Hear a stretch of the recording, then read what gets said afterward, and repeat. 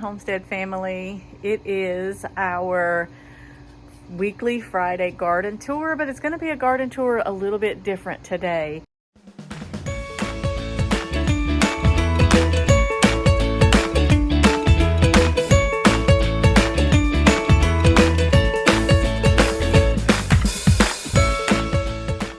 We have reached the end of some of our things in the garden, and we have also put up a lot of we've canned a lot and put up a lot of tomatoes and sauce and pickles and those things. So today we are picking some of the last of the things in the garden, and we're going to go take them to a local food bank today.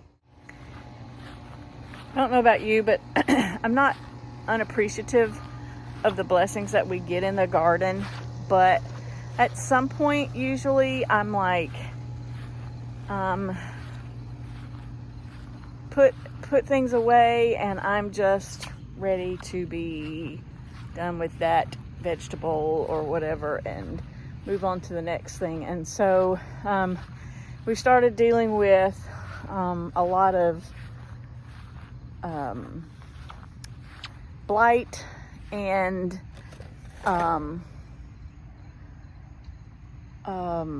not hornworms, what is the word, the vine borers, and so things are starting to, we've got quite a few tomatoes, and we still have, it's the 4th of July, we've got some watermelons that have all come ripe at the same time, and a family of 3 can't eat 10 watermelons in one weekend, even though it's the 4th of July weekend. So we're just gonna spread the love a little bit today and do some harvesting. Before I do that though, this is our Luffa Gourd vine.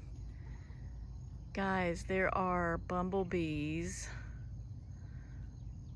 all over these. Let me see if I can zoom in without disturbing them because they'll fly away. Look at there.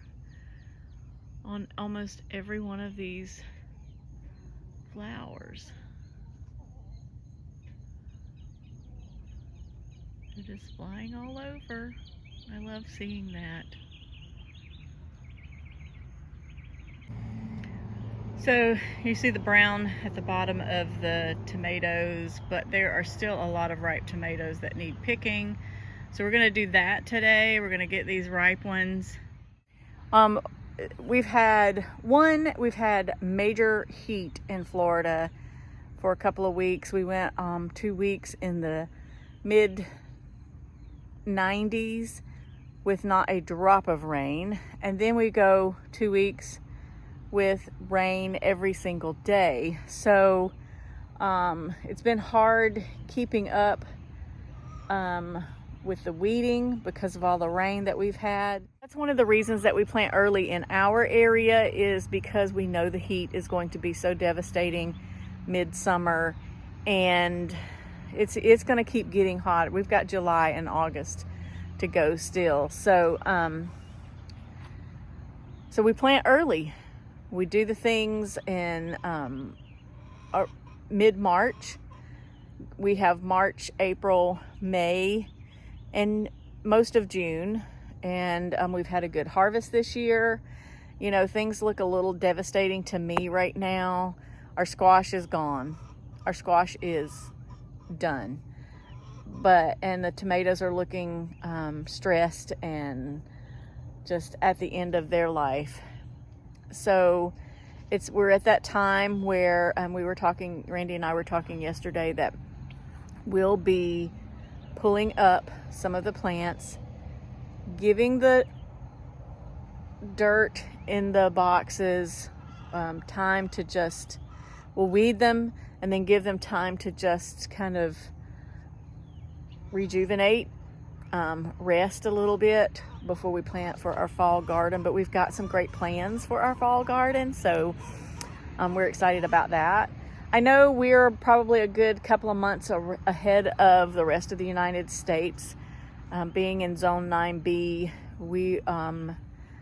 everything happens, earlier, but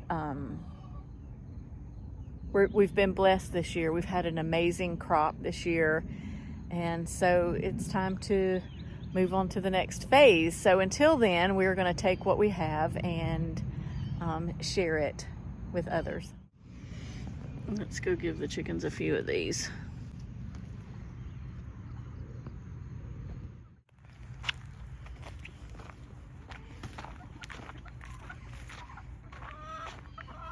These two tom turkeys, one has got to go. We thought we had a male and a female, and we only have 2 males. And Mr. Winchester is not a nice one, so we're going to get rid of the mean one and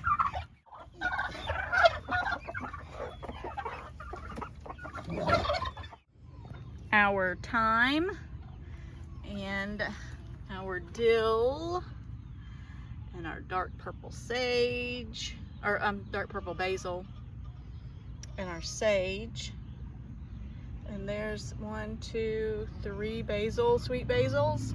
They're doing nicely. Peppers are still doing well. Of course, this is one crop that is able to last us throughout the summer season, because peppers love heat and humidity. Look at that banana pepper. Look at that. Beautiful.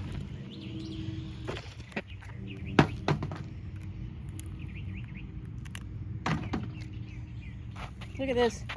We have lettuce voluntarily growing in the pepper garden.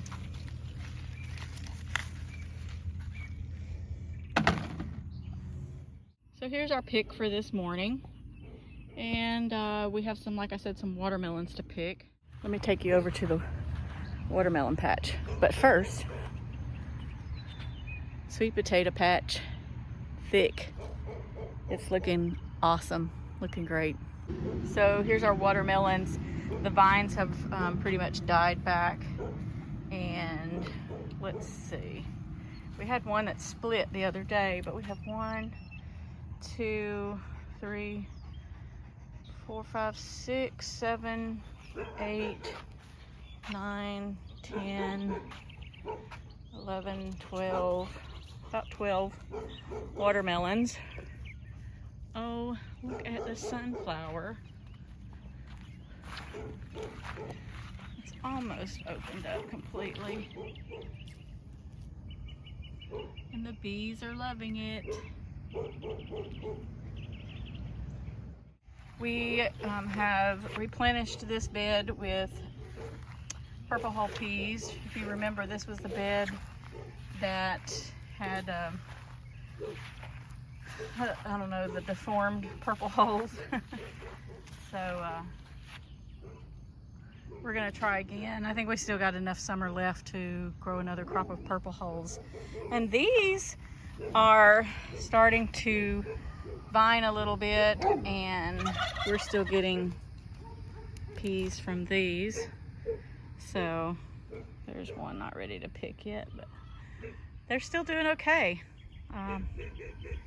It seems like they go through, and in Florida we're able to extend the growing season for some things, like not the things that are susceptible to aphids, but hardier things like purple hull peas, the any kind of pepper plants, the Luffa Gourds, sweet potatoes are doing great. The other things, the Seminole pumpkins, the watermelons, the crooked neck squash, and tomatoes, they're like they've seen their season. So we're going to take advantage of what will grow, and like I said, we're going to pull up the weeds and the plants on the things that have seen their life span, and just kind of let the ground rest a little bit. But these, somebody asked me the other day about marigolds. So marigolds are probably considered annuals in most places, but in Florida they're pretty much flowers and things like that are considered, wow, there's a lot going on today. things that are pretty much considered annuals in a lot of zones almost become perennials in 9 and below. So we're going to take advantage of what we can, cut our losses in what has seen its better days, and start over again with a new bed. Love to hear from you guys. You guys are like family to us, and we want to hear what's going on in your garden. As always, guys, do your best and watch God do the rest. Bye-bye.